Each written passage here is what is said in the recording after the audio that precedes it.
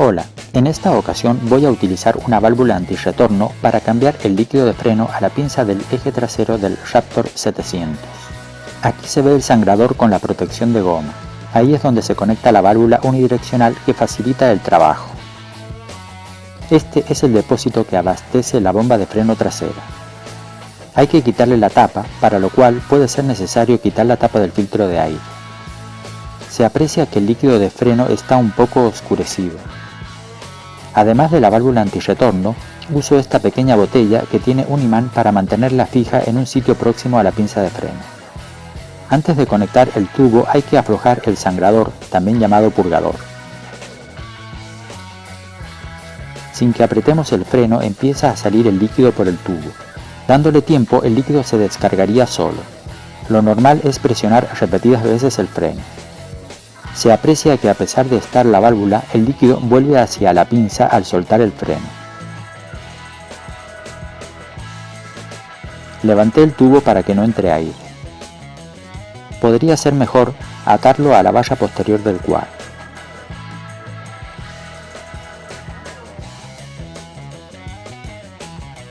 Hay que agregar líquido nuevo una vez que se vacíe el depósito y antes de que entre aire.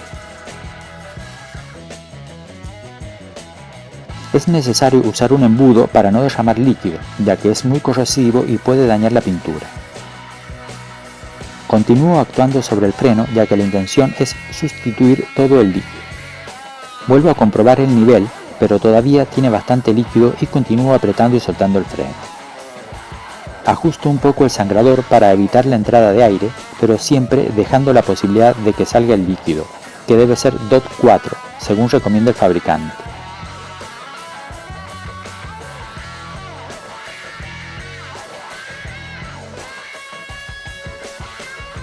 Sigue saliendo aire, que posiblemente estaba en la tubería y tengo que recargar otra vez el depósito.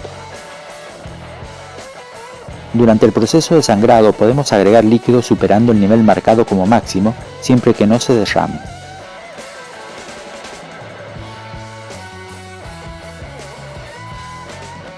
Poco a poco se va aclarando el color del líquido.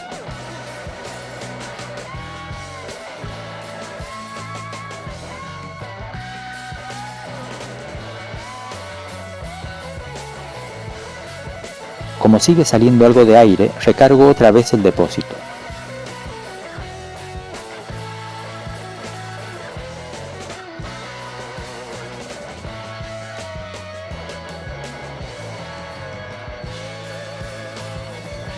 Al estar próxima a la pinza y la palanca de freno, este trabajo lo puede hacer una sola persona empleando el método clásico que expliqué en vídeos anteriores.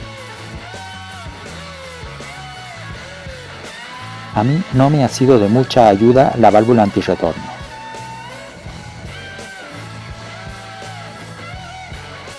Ya se empieza a apreciar el líquido bastante claro y sin aire, por lo que es momento de terminar.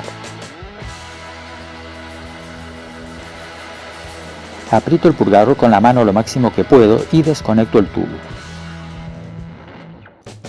Finalizo el apriete con la llave y limpio los restos de líquido. Si es necesario podemos usar limpiafrenos en aerosol. Antes de tapar el depósito es necesario rellenarlo hasta el máximo. La marca está sobre las 2/3 partes de la altura. Pongo un trozo de papel limpio y utilizando un embudo agrego algo más de líquido.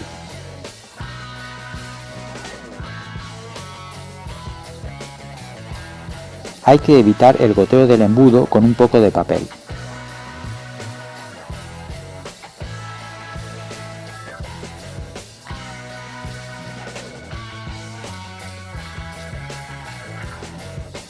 Hay poco espacio para colocar la tapa, pero no se justifica desmontar el plástico de la carrocería.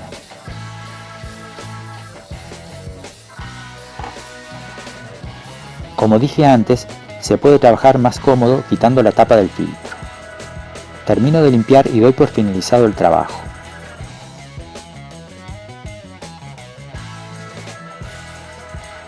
Para cualquier duda o aclaración pueden dejar las preguntas en los comentarios. Gracias por ver el vídeo.